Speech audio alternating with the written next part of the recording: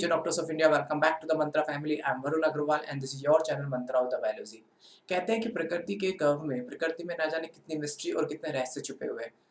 Time to time ये nature अपने रहस्य को, उन मिस्ट्री को उजागर करती है। ओके, उन अपने रहस्य को दिखाती है। एंड यही नहीं, प्रकृति आपको डिफरेंट तरीके से आपको जीना सिखाती है।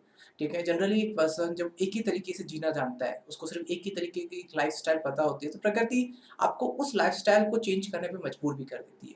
जैसे आज की कंडीशन देखिए, किसी ने कभी नहीं सोचा था कि पूरी country, the whole country will be lockdown for a month. किसी ने सोचा था कि एक पर्सन नहीं, एक ना ही एक पर्सन, एक सोसाइटी नहीं, पूरा देश, इवन पूरा विश्व, पूरा वर्ल्ड ग्लोबल लेवल पे अपने आप को लॉकडाउन कर लेगा, अपने अपने घरों में खुद को कैद कर लेगा। ये भी एक नए तरीके का जीने का एक अवसर है, आपको प्रकृति दिखाती है। Okay, so always do your work according to the system of the nature. Okay, इसलिए हमेशा अपने काम को नेचर के साथ में कीजिए, नेचर के अगेंस्ट मत कीजिए।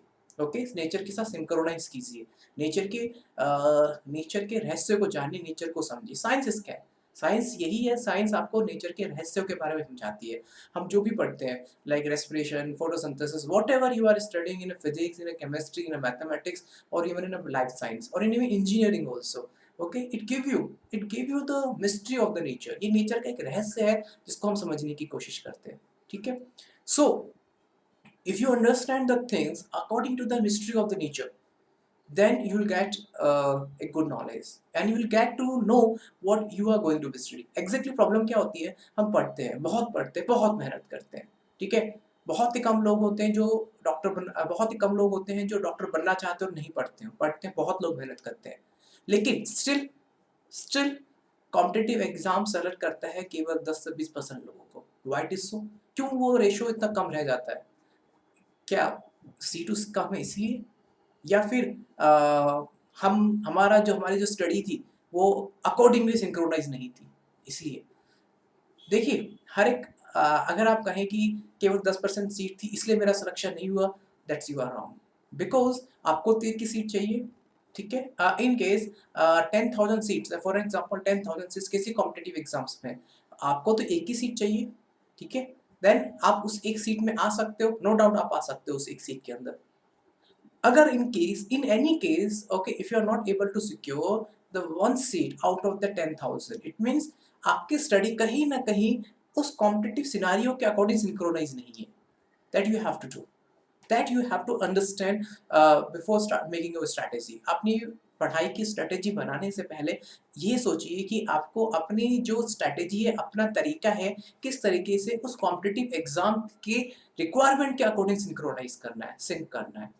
That's the main thing. अगर आपने एक बार ये कर लिया, आपने सिंक कर लिया अपनी स्ट्रैटेजी को, देन आपको आगे बढ़ने से कोई नहीं रोक सकता। ठीक है, so same what I want to say, अपना जो भी स्टडी है, अपना जो वर्क है, ओके, हमेशा सिस्टम के अकॉर्डिंग सिंक्रोनाइज कीजिए। ओके, कॉम्पिटिटिव एग्जाम क्या चाहता है, what is the requirement of the competitive exam, accordingly just to synchronize your work. Clear? So same here I want to say same the nature भी, अगर nature आपको इतना कुछ देती है, it provide you air, water, soil, minerals, nutrients, food, sunlight. Okay, हर चीज आपको फ्री ऑफ कॉस्ट मिलता है। The same way nature need something from you also. It need, सिर्फ और कुछ ज्यादा कुछ नहीं चाहती, वो इतने ही चाहती है कि हमारे उसके साथ छेड़छाड़ मत करो, वो जैसी है उसको वैसे बने रहने दो। एक जस्ट इट नीड एक क्लियर सिस्टम जिससे उसका फेट चेंज ना हो। ओके, जैसा है वैसे ही रहे, जस्ट नेचर आपसे इतना चाहती है। So do accordingly. Okay, so आज का जो हमारा लेक्चर है, ये लेक्चर बेसिकली हमारा बेस्ड है फोटो सिस्टम के ऊपर। देखिए, लास्ट 2 लेक्चर्स में हमने बेसिकली स्टडी किया था कि फोटोसिंथेसिस क्या होता है, उसका इंट्रोडक्शन पढ़ा था हमने कि फोटोसिंथेसिस की रिक्वायरमेंट क्या होती है, क्लियर, फोटोसिंथेसिस की कौन सी बायोकेमिकल रिएक्शंस होती है, and how it is opposite to the respiration. Okay, respiration के कैसे अपोजिट होती है, ठीक है, क्लियर। एंड प्लांट्स हैं, एल्गी है, ये फोटोसिंथेसिस फंक्शन परफॉर्म करते हैं। इसके अलावा green and purple sulphur bacteria भी फोटोसिंथेसिस फंक्शन परफॉर्म करते हैं।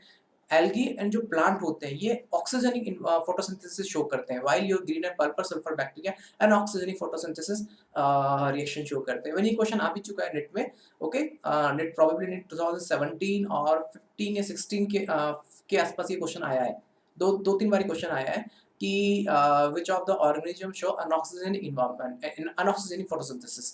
क्या सेम कौन कौन से उसके लिए पिगमेंट उसके लिए रेस्पॉन्सिबल होते हैं उनके फोटोसिंथेसिस के लिए, लाइक प्लांट में कौन सा पिगमेंट होता है उसकी फोटोसिंथेसिस के लिए, एल्गी में कौन सा होता है, बैक्टीरिया में कौन सा होता है, ये सब हमने डिटेल में स्टडी किया है। इसके अलावा मेन फ्लोरोफिल मॉलिक्यूल कौन सा होता है, मेन रिएक्शन सेंटर कौन सा होता है, इसके अलावा अदर पिगमेंट्स कौन से होते हैं जो कि लाइट को कैप्चर करके मेन मॉलिक्यूल्स को देते हैं। क्लियर, आज उन्हीं चीजों को हम और बेहतर तरीके से पढ़ेंगे। क्लियर, आज के हमारे जो टॉपिक है हमारे फोटोसिंथेसिस बायोकेमिकल रिएक्शन, ठीक है, where photosynthesis process take place. Probably हमने ये सेकंड टॉपिक पहले भी पढ़ा है, क्लोरोप्लास्ट, जो हमने cell unit of the light पढ़ा था, introduction of light and dark reaction and the photosystem 1 and 2। ये बेसिकली 4 टॉपिक है that we study today. Clear, आज हम इन टॉपिक के बारे में स्टडी करेंगे। Clear, now that's the reaction which occur in the photosynthesis reaction। देखिए, it is opposite to the respiration। अगर ये एरो फॉर एन एग्जांपल, ये अगर एरो आप टर्न कर दे, टर्न करके इस साइड लेके आ जाए, so it will become a substrate in the case of the respiration and it will become a product, okay, while in case of the photosynthesis this process is just repeated, like now it is they are your substrate and they are your product। Clear, so we know that process is occur in the presence of sunlight। respiration sunlight में नहीं होता, photosynthesis photo it means this process occur in the presence of sunlight। okay, अगर sunlight नहीं होगी तो ये process नहीं हो पाएगी। देखिए, जैसे कि हमने देखा था कि रेस्पिरेशन जैसे कि रेडॉक्स रिएक्शन है, same here photosynthesis is also a redox reaction. अब वो कैसे है, देखिए, वी नो CO2 से आपका बनता है ग्लूकोज, ठीक है, CO2 से ग्लूकोज बन रहा है and what happening here, CO2 carbon and oxygen यहाँ पे है, और इस साइड देखें प्रोडक्ट साइड में कार्बन एंड ऑक्सीजन है बट हाइड्रोजन एक्स्ट्रा ऐड हो गया है, ठीक है। सो इट मीन जब हाइड्रोजन एक्स्ट्रा ऐड होता है, now it show the reduction process. Clear, while in case of the other reaction, इस साइड देखिए आप, H2O से आपका क्या बन रहा है, हमें पता है कि हमें ऑक्सीजन जो हमेशा रिलीज होती है हमेशा H2O से होती है। इसको आइसोट्रोपिक टेक्निक से भी इसको इसको बेसिकली एक्सपेरिमेंटली प्रूफ भी किया गया है कि जो आपकी ऑक्सीजन रिलीज होती है वो CO2 से नहीं होती, H2O से होती है। इसको आइसोट्रोपिक टेक्निक से भी इसको प्रूफ किया गया है, ठीक है। क्या कहते हैं आइसोट्रोपिक में, बस इसको रेडियो लेवल कर दिया जाता है। फॉर एन एग्जाम्पल, आपने इसको रेडियो लेवल कर दिया, क्लियर, रेडियो लेवल करने के बाद में इसकी लेबलिंग कर देते हैं और फिर हम देखते हैं कि प्रोडक्ट साइड में फॉर एग्जांपल आपने इसको रेडियो लेवल कर दिया, इस H2O को आपने लेवल कर दिया 1। क्लियर, अब आप देखेंगे जब आपके प्रोडक्ट साइड में जब ऑक्सीजन निकलेगी उस पे भी 1 होगा। इट मींस आपने लेवल किसको किया था, आपने लेवलिंग की थी H2O की, and the oxygen which is coming out of the H2O it also has a 1। It means वो ऑक्सीजन आपका H2O से निकल के आ रहा है, ठीक है। तो H2O में और यहाँ पे देखेंगे फर्क किसका, हाइड्रोजन का। इट मींस यहाँ से हाइड्रोजन निकल गया है और जब हाइड्रोजन निकलता है that process is called the oxidation. So it is a redox reaction. Clear, it is anabolic process. देखिए, अगर आप देखेंगे रेस्पिरेशन आपका एम्फीबॉलिक प्रोसेस था, लेकिन फोटोसिंथेसिस सिर्फ और सिर्फ एनाबॉलिक प्रोसेस होता है और ये एंडोथर्मिक प्रोसेस है। एंडोथर्मिक रिएक्शन मतलब स्टोर्ड द एनर्जी। अगर आप वहां देखेंगे रेस्पिरेशन में वो एक्सोथर्मिक रिएक्शन था and that's a redox reaction. Okay, ये रेस्पिरेशन और फोटोसिंथेसिस दोनों केस में रेडॉक्स प्रोसेस होता है, ठीक है। Now next topic is where the photosynthesis process take place. Listen, probably that we have studied earlier in the cell, the unit of the life, but we'll just have a short of quick reason that where the photosynthesis process take place. So basically, the photosynthesis process take place with the help of the chloroplast cell organelle. Clear?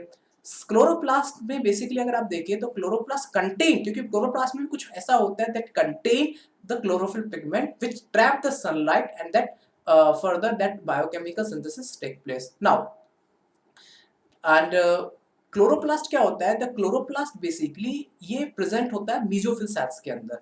क्या होता है mesophyll का मतलब होता है basophil का मतलब ये हमने पढ़ा भी है, that is middle in the leaf. देखिए क्या होता है, ये एपिडर्मिस है, ये लोअर, जैसे मान के चलो दैट इज अपर एपिडर्मिस, ठीक है, that is lower epidermis. Clear हो गया?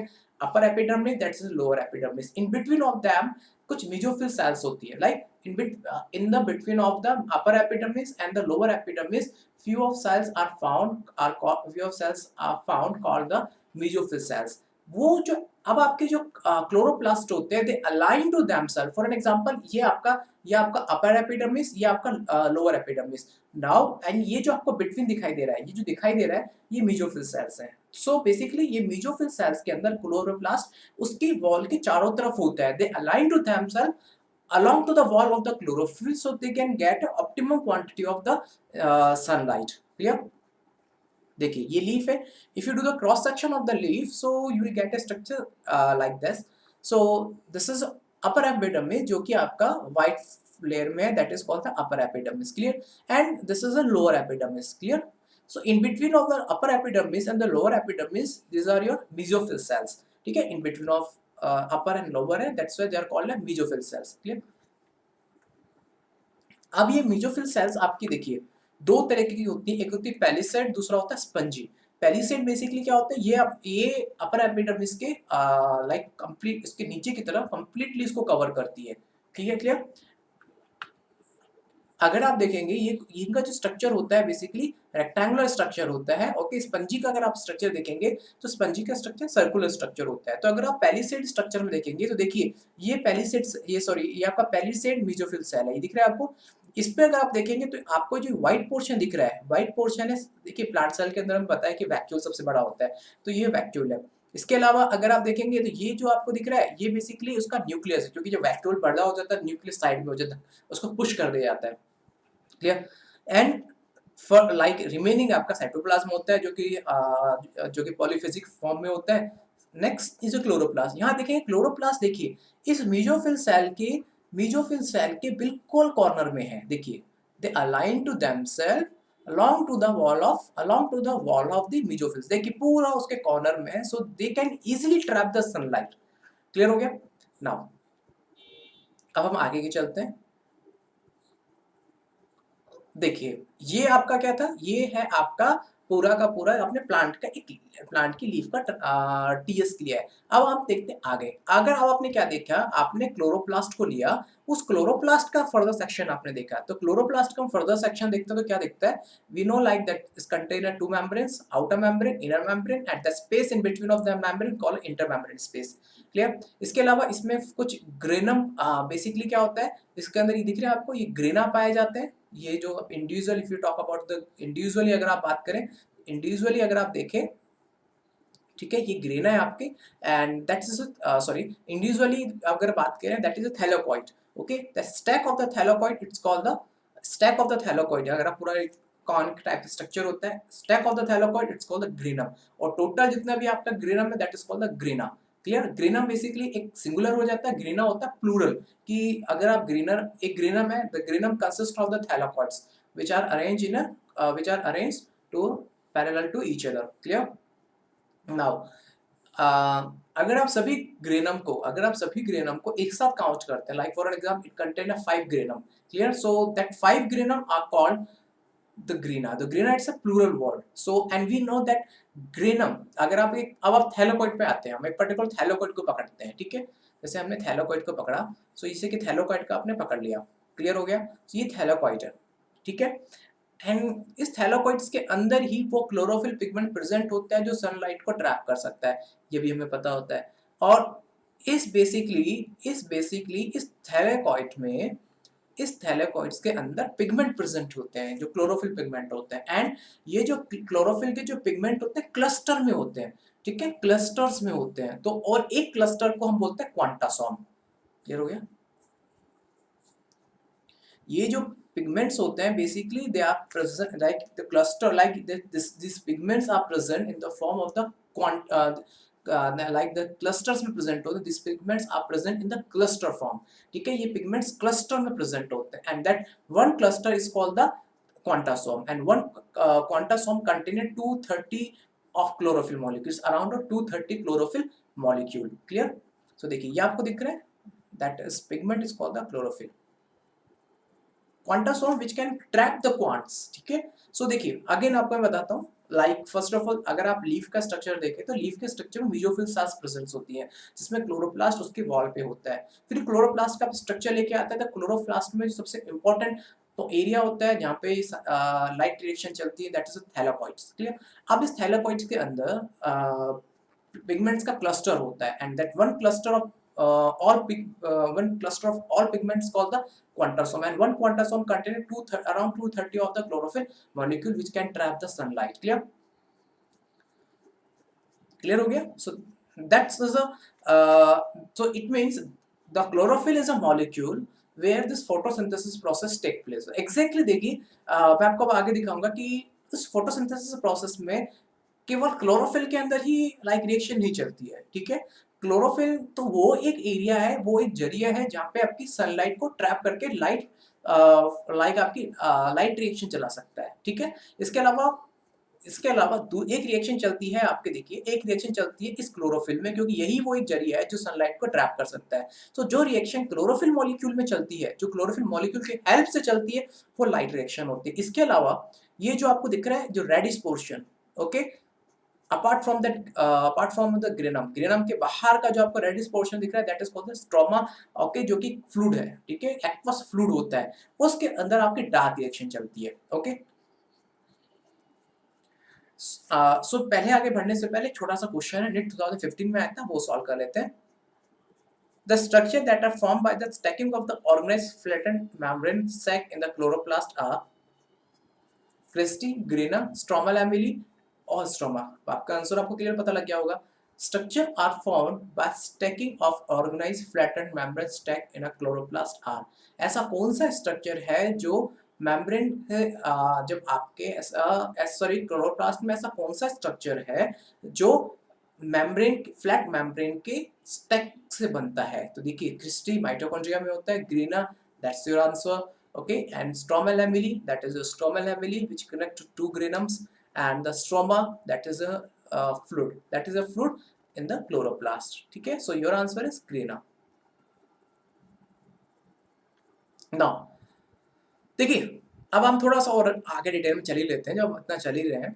अब ये देखिए ये आपकी थैलेकोइड की लिपिड मेम्ब्रेन है। अब हम थैलेकोइड को पकड़ लेते हैं। अब थैलेकोइड की लिपिड मेम्ब्रेन है, ठीक है। इस लिपिड में हमें पता है ये बाइलेयर लिपिड मेम्ब्रेन है, ठीक है। इसके ऊपर ये हमने पढ़ा भी है पहले। इसके ये आपको जो ब्लैकिश डॉट दिख रहे हैं, ये बेसिकली क्लोरोफिल मॉलिक्यूल्स होते हैं। हमें पता है कि क्लोरोफिल मॉलिक्यूल्स होते हैं वो मेम्ब्रेन के ऊपर एम्बेडेड होते हैं उसके अपर सरफेस में, ठीक है।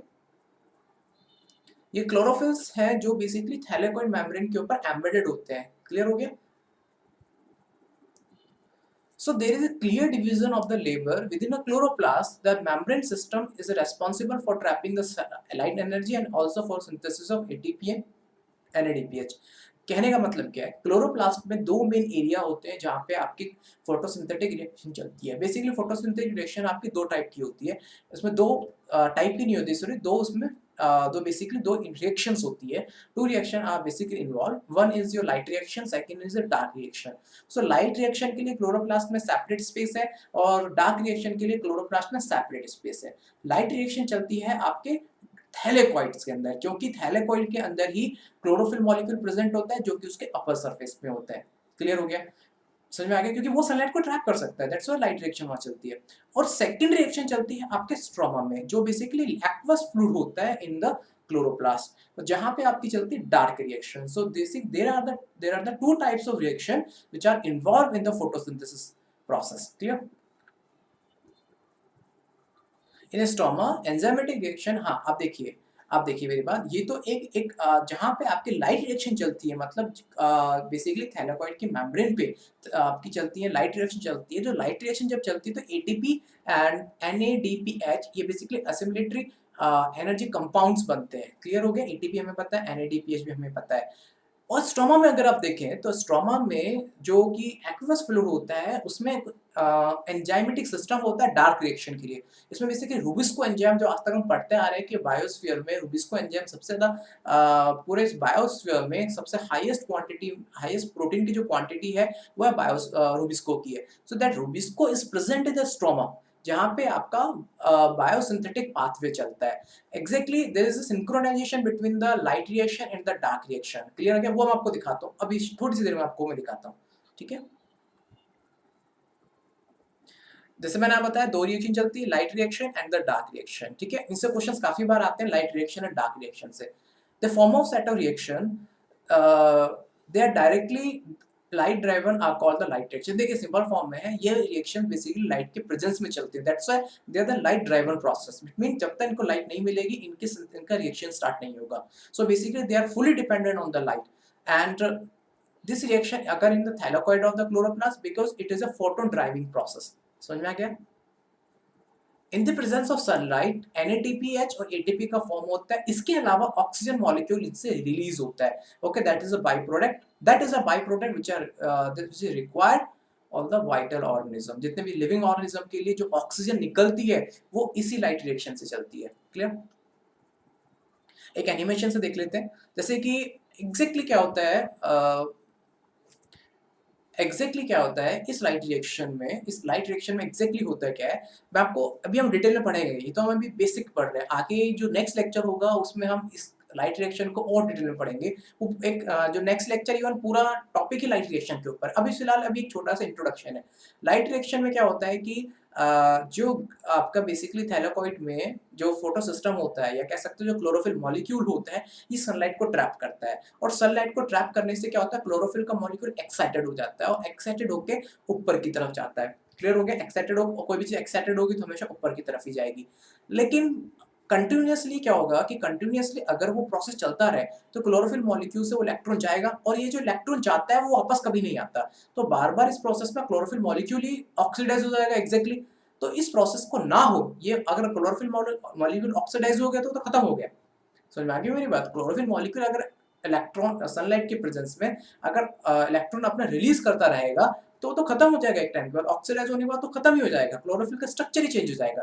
तो इसके लिए गॉड ने, नेचर ने एक बहुत अच्छा सिस्टम बनाया। उन्होंने बोला वाटर मॉलिक्यूल को स्प्लिट करो और उसका जो इलेक्ट्रॉन मिलता है, ठीक है, जो इलेक्ट्रॉन H2O मॉलिक्यूल के स्प्लिटिंग से मिलता है, वो इलेक्ट्रॉन तो क्लोरोफिल मॉलिक्यूल को दे दो। तो वहां पे क्या है, इसकी रिकवरी हो जाएगी, या हिंदी में कह सकते हो क्षतिपूर्ति हो जाएगी, या उसकी इलेक्ट्रॉन्स की रिकवरी हो जाएगी। So in the same light reaction में क्या होता है, H2O की स्प्लिटिंग चलती है।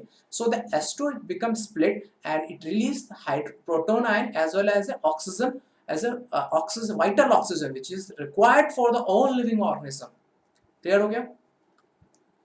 सो देखिए दैट O2 जो आपका O2 जो रिलीज होता है, that is come out as a by product. ठीक है, हाँ, ऐसे बाई प्रोडक्ट बाहर आता है। और आपका जो आपका प्रोटॉन निकला, अभी प्रोटॉन भी कहीं ना कहीं होगा। अब इस प्रोटॉन के लिए NADP प्लस आते हैं। ठीक है, NADP प्लस आते हैं, आपके कोएंजाइम्स आते हैं, एंड कोएंजाइम आने के बाद में इससे बाइंड अप हो जाते हैं और वहां पे बनते हैं NADPH2 रिड्यूसिंग एजेंट फॉर्म हो जाता है।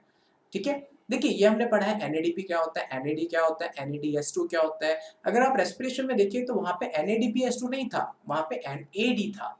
ठीक है, यहाँ पे NADP है। फर्क इतना होता है कि फॉस्फेट ग्रुप एडिशनली जुड़ा हुआ होता है NADP में, NAD में नहीं होता। ठीक है, निकोटिनमेट एडेनिन डाइन्यूक्लियोटाइड फॉस्फेट। तो ये बेसिकली जो sorry adenosine not adenine, nicotinamide adenosine dinucleotide phosphate, जो एक्स्ट्रा फॉस्फेट जब जुड़ा हुआ होता है तो NADP होता है। तो याद रखिएगा, यहाँ पे वहाँ पे NAD था, यहाँ पे NADP प्लस है, and then it associate with the proton ions, so it form a NADPH2 which is the reducing agent। clear? NIT 2018 में क्वेश्चन आया था, which of the following is not a product of the light reaction of photosynthesis। ठीक है, and options are in front of you on screen, NADPH, ATP, NADP and oxygen। Output side में कह रहा है कि product side में कौन सा लाइट रिएक्शन का आउटपुट नहीं है। प्रोडक्ट साइड में NADPH बिल्कुल बनता है, ATP बिल्कुल बनता है, NADP नहीं बनता है। NADP को तो एज ए इनपुट में यूज किया जाता है, जिससे NADPH बनता है एंड ऑक्सीजन बनता है। सो योर आंसर इज NADP। और एक चीज और मैं आपको बताना चाहूंगा, 2019 में फोटोसिंथेसिस क्वेश्चन नहीं आए थे। सो प्रोबेबली इस बार 100% चांसेस है, कम से कम 2 से 3 क्वेश्चन इस बार फोटोसिंथेसिस से आएंगे NIT 2020 में। ठीक है, now the next process is the dark reaction और द केल्विन साइकिल। ओके, इसको हम बोलते हैं C3 साइकिल भी बोलते हैं। ये भी अलग टॉपिक है, ठीक है। लाइट रिएक्शन जैसे कि हम बता रहा था मैं आपको कि जो हमारा लेक्चर नंबर 4 होगा वो प्रॉपरली लाइट रिएक्शन पे होगा, ठीक है। और जो डार्क रिएक्शन केल्विन साइकिल का, इसका भी एक चैप्टर होगा, वो होगा आपका लेक्चर नंबर 6, ठीक है। डार्क रिएक्शन और केल्विन साइकिल का अलग से एक पूरा चैप्टर होगा जिसमें हम डार्क रिएक्शन और केल्विन साइकिल के बारे में पढ़ेंगे। देखिए, ये होता है सनलाइट के एब्सेंस में, ठीक है। और ये कहाँ पे होता है? ये बेसिकली होता है स्ट्रोमा में, ठीक है, एक्वस फ्लूइड के अंदर होता है। इस डार्क रिएक्शन में क्या होता है? CO2 का रिडक्शन होता है। CO2 का रिडक्शन का मतलब क्या है कि CO2 कन्वर्ट किसमें होता है? ग्लूकोज में कन्वर्ट हो जाता है। That's why it's called CO2 reduction बोल सकते हो या CO2 फिक्सेशन बोल सकते हो। क्लियर? इट प्रोड्यूस एंड जो लाइट रिएक्शन से जो NADPH ATP जो बने थे वो डार्क रिएक्शन को दिए जाते हैं उनके प्रोसेस को मेडिएट करने के लिए। क्लियर? ठीक है, ये मैंने आपको बताया था। देखिए एक बार एनिमेशन ये भी देख लीजिए। यहाँ से CO2 का फॉर्मेशन होता है और CO2 से सॉरी फॉर्म्ड होता है 6S12O6। फिर जो लाइट रिएक्शन से आपके NADP प्लस ATP बनते हैं, ये बेसिकली प्रोवाइड किए जाते हैं इस डार्क रिएक्शन को, ठीक है, जिसकी वजह से डार्क रिएक्शन आपका चल पाता है। क्लियर हो गया? 2015 में जो क्वेश्चन आया था वो भी देख लीजिए। In photosynthesis light independent reaction take place at. Light independent, देखिए लाइट इंडिपेंडेंट रिएक्शन आपकी डार्क रिएक्शन ही है। Okay, options are in front of your on screen. Thylakoid lumen, thylakoid कहाँ पे चलती है? Light independent. लाइट इंडिपेंडेंट का मतलब है जो लाइट पे डिपेंडेंट नहीं करती है। हाँ, लाइट के बने हुए प्रोडक्ट पे जरूर डिपेंड करती है, तो वो डार्क रिएक्शन है। तो डार्क रिएक्शन कहाँ चलती है आपकी? थैलेकॉइड ल्यूमेन, ल्यूमेन में नहीं चलती है। थैलेकॉइड का जो बीच का स्पेस होता है ना, अंदर का स्पेस, वो बोलते हैं थैलेकॉइड ल्यूमेन, ठीक है। Photosystem 1 no, photosystem sorry photosystem 2 है, ये वन टाइप रखिए गलती से। Photosystem 1 and photosystem 2 and stromal matrix. So your answer is stromal matrix. Clear? Now the synchronisation between the light reaction and the dark reaction, अब वो देख लीजिए। जैसे देखिए क्या होता है कि आप यहाँ देखेंगे लाइट रिएक्शन में बेसिकली, एक मिनट, लाइट रिएक्शन जो बेसिकली आपके ग्रेना में चलती है, कह सकते हो थैलेकॉइड के अंदर चलती है, उसमें क्या होता है? H2 की स्प्लिटिंग होती है और आपका प्रोटॉन्स निकलते हैं, प्लस इलेक्ट्रॉन्स भी निकलते हैं और प्लस आपका ऑक्सीजन मॉलिक्यूल निकलता है, हाफ ऑक्सीजन मॉलिक्यूल निकलता है। क्लियर? वो बेसिकली एज ए आउटपुट बाहर आ जाता है, जो कि हम उसको एज ए प्रोडक्ट यूज करते हैं। At that reaction occur in the presence of sunlight. Clear? इससे एटीपी जो NADPH2 निकलते हैं, that is basically utilised by the dark reaction. Clear हो गया? ये डार्क रिएक्शन में यूटिलाइज की जाती है जो कि स्ट्रोमा में चलती है। So that is a synchronization between the light and the dark reaction. Clear? तो इस चीज को समझना बहुत जरूरी है कि देखिए ये दो प्रोसेस है जो फोटोसिंथेसिस में चलती हैं। अगर आपको ये दो प्रोसेस समझ में आ गए, लाइट रिएक्शन और डार्क रिएक्शन, तो आपको 90% फोटोसिंथेसिस क्लियर हो गया। क्लियर हो गया?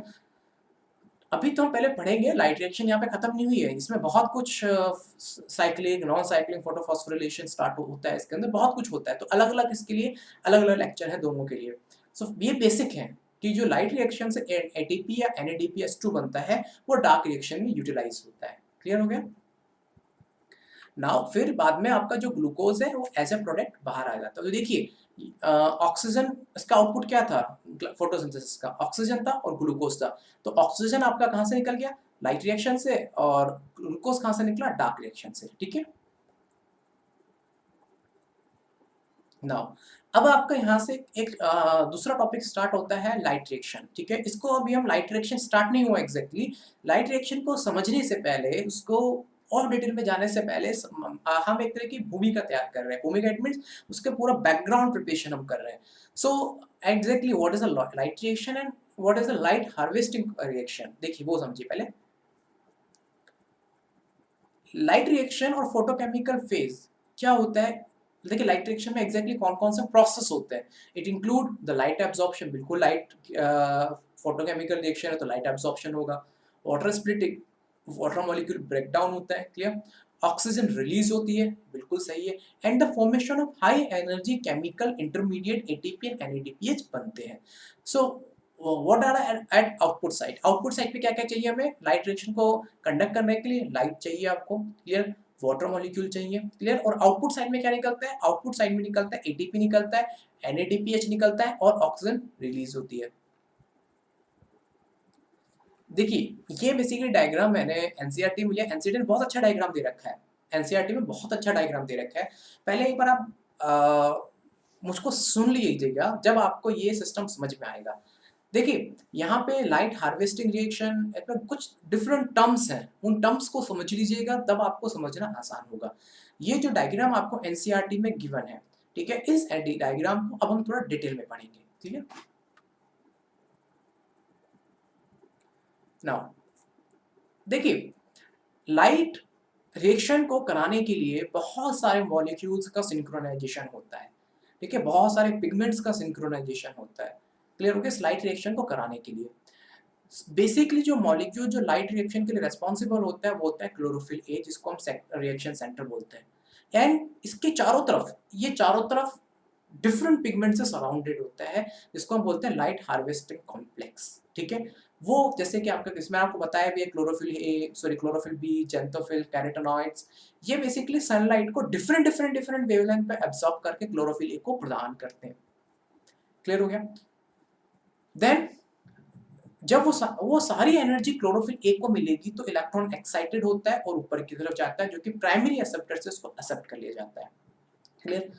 ठीक है। सो एक ये सब चीजें मिलके एक फोटो सिस्टम बनाते हैं, ठीक है। ये सब चीजें जो होती है फोटो सिस्टम बनती है, और ये जो फोटो सिस्टम होते हैं थैलेकोइड की मेम्ब्रेन के ऊपर प्रेजेंट होते हैं। याद रखिएगा, थैलेकोइड की मेम्ब्रेन के ऊपर ये प्रेजेंट होते हैं, ठीक है।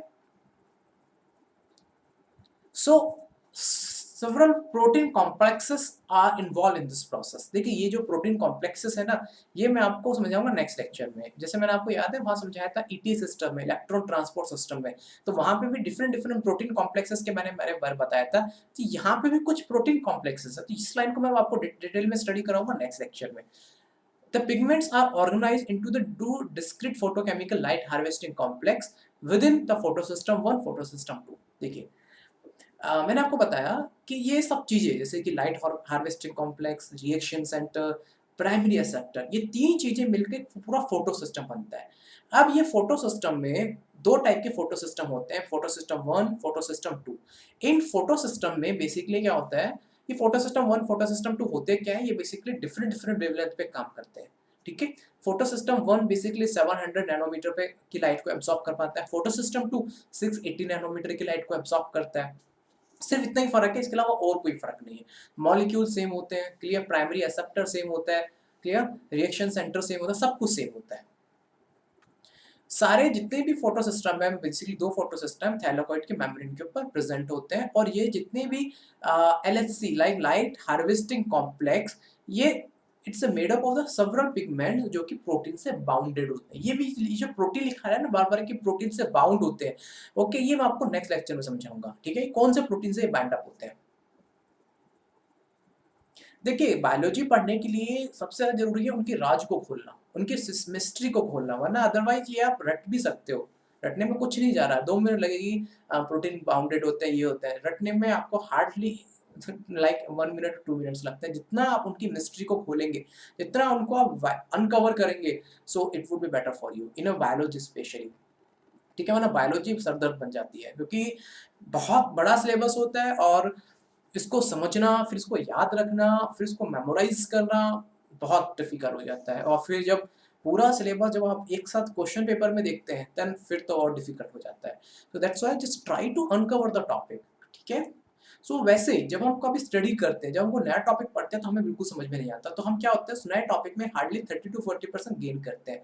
तो उस टॉपिक को जब आप दोबारा से रिवाइज कीजिए, जब आप दोबारा से रिवाइज करेंगे तो अपने आप को उस 30 to 40 से 70 to 80 पे ले जाने का ट्राई कीजिए, ठीक है। रिवीजन का ये पर्पस होता है, क्योंकि आप पहली बार कोई भी टॉपिक पे लेंगे, सब चीज़ें रैंडम है, बिखरी हुई होती है, फिर आप उन बिखरी हुई चीज़ों को कनेक्ट करने का ट्राई कीजिए, ठीक है। वो आप कभी भी लाइक जब हम क्या करते हैं, कई बार पढ़ते हैं, उनको बिखरी हुई चीज़ों को बिखर छोड़े रखते हैं अपनी अपनी जगह। जैसे आपने कई बार देखा होगा ना, चीज़ें आपको कई बार माइंड में प्रॉब्लम आती है कि हम भूल जाते हैं, या आता होगा कई बार आपके माइंड में, क्या होता है, हम जब कोई नई चीज़ पढ़ते हैं तो बहुत सारी रैंडम चीज़ें आती हैं, जैसे कॉम्प्लेक्स सिस्टम आ गया सडनली, रिएक्शन सेंटर से सडनली आ गया, लाइट हार्वेस्टिंग कॉम्प्लेक्स आ गया, ये सब चीज़ें बिखरी हुई रहती हैं। हम क्या करते हैं, हर एक वर्ड को पढ़ा, लिख लिया, बस वहीं छोड़ दिया। लेकिन हमारा नेक्स्ट फंक्शन क्या होना चाहिए, इन सभी जो बिखरे हुए चीजें हैं, इनको एक साथ करना, क्योंकि बायोलॉजी में वो हर चीज एक साथ है, बट वो एक साथ करना हमारा फंक्शन होना चाहिए, जिससे आपको वो चीजें और क्लियर हो पाएंगी। ठीक है, जैसे कि लाइट हार्वेस्टिंग कॉम्प्लेक्स मतलब लाइट को हार्वेस्ट करते हैं।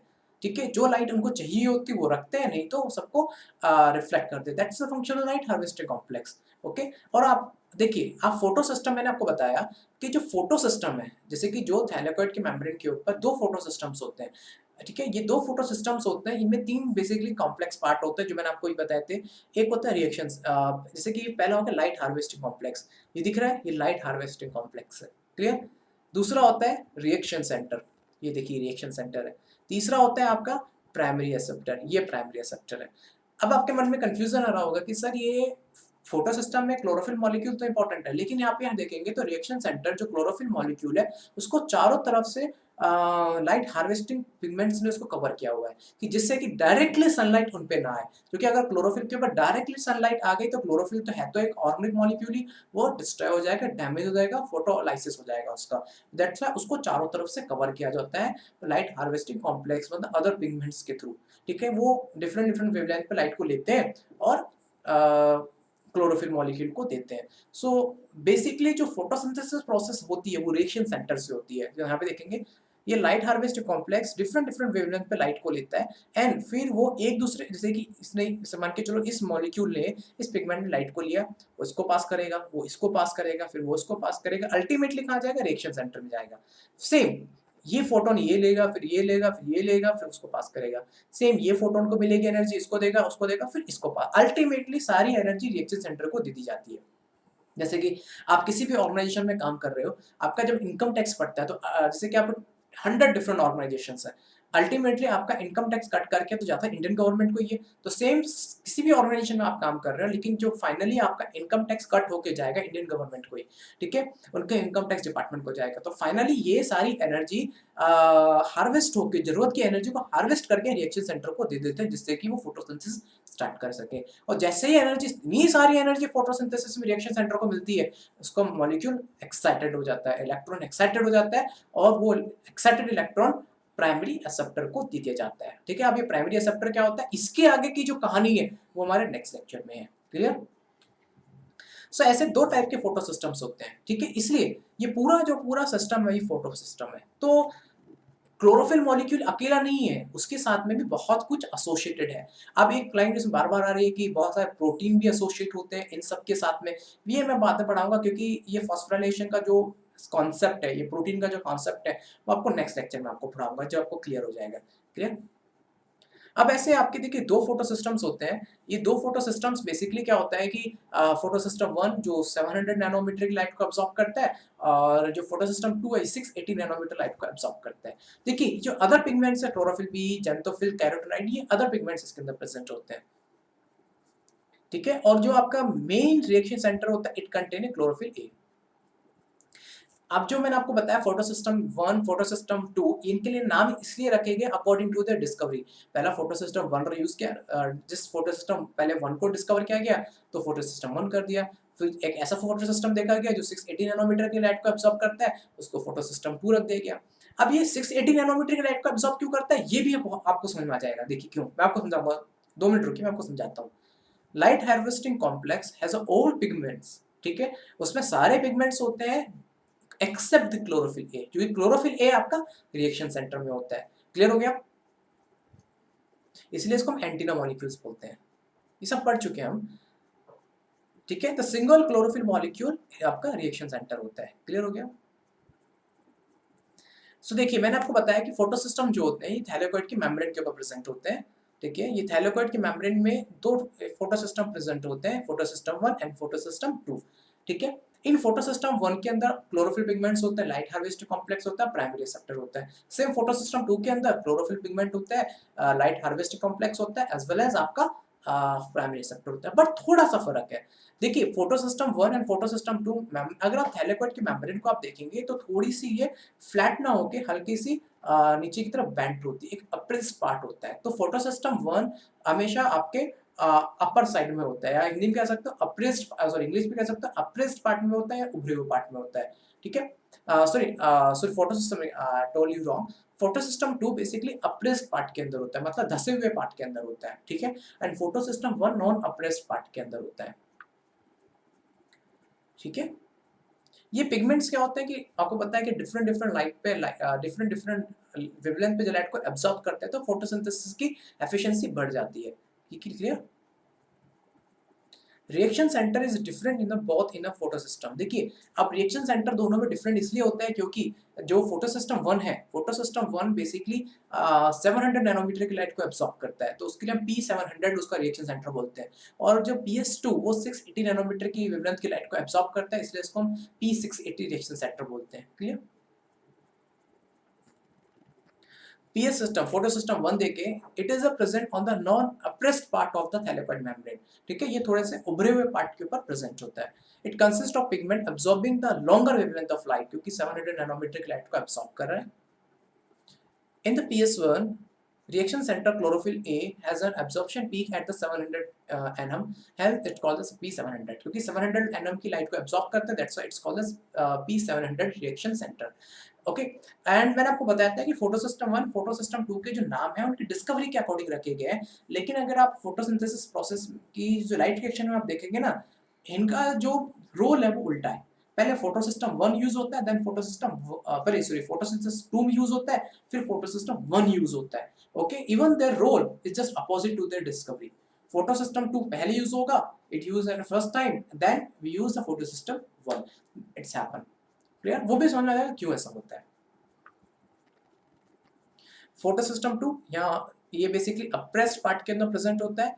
It absorb the shorter wavelength of the light, जो कि 600 नैनोमीटर लाइट को एब्जॉर्ब करता है। ओके देखिए अब मैं आपको एक चीज समझाना चाहता हूँ। अगर आप देखेंगे वेवलेंथ और एनर्जी का एक रिलेशन होता है E = SC/λ, मतलब जिसका लैम्डा हाई होता है उसकी एनर्जी कम होती है। अगर आप PS1 और PS2 को देखेंगे तो PS2 में शॉर्टर वेवलेंथ ऑफ लाइट को एब्जॉर्ब किया जाता है, मतलब उसकी एनर्जी हाई हुई जो कंपैरेटिव टू PS1, क्योंकि PS1 में 700 नैनोमीटर की लाइट को एब्जॉर्ब करता है, तो क्या हुआ उसकी जो एनर्जी हुई वो कम हो गई। कंपैरेटिवली इन द PS2 को कम वेवलेंथ की लाइट को एब्जॉर्ब कर रहा है, तो वो ज्यादा एनर्जी उसको मिल रही है, मतलब ज्यादा एनर्जी मिल रही है। And the reaction start from the PS2, जो लाइट रिएक्शन होता है PS2 से पहले स्टार्ट होती है। वाटर की जो स्प्लिटिंग होती है ना वो PS2 में स्टार्ट होती है, that's why it need more energy, it need more energy. इसको ज्यादा एनर्जी की जरूरत है क्योंकि इसके अंदर दो प्रोसेस होते हैं। पहला क्लोरोफिल मॉलिक्यूल को एक्साइटेड करना है क्योंकि यहीं से आपका रिएक्शन स्टार्ट होता है, और दूसरा वाटर की splitting take place in the PS2। और बना भी सिस्टम ऐसे ही है क्योंकि शॉर्टर वेवलेंथ ऑफ की लाइट को एब्जॉर्ब कर रहा है in comparative to the PS1, that's why what happen कि ये ज्यादा एनर्जी की इसको रिक्वायरमेंट होगी, because it has to be do the two important reaction. Okay so आज का लेक्चर हमारा कुछ ज्यादा बड़ा नहीं था एंड थोड़ा इंटरेस्टिंग भी था, ठीक है। सो द मोreover again I try to cover the topic efficiently. Still if you have any query you can directly approach to me. Okay so जब तक आप अब हमारा जो नेक्स्ट लेक्चर होगा वो हमारा होगा लाइट रिएक्शन के ऊपर, जिसमें हम उसको और डिटेल में जानेंगे। जो थोड़ी बहुत चीजें अभी भी कुछ बिखरी हुई है उसको हम दोबारा उसको भी हम लिंक करने का ट्राई करेंगे, ठीक है। सो जब तक कि आप घर पे रहिएगा और सेफ रहिएगा। धन्यवाद।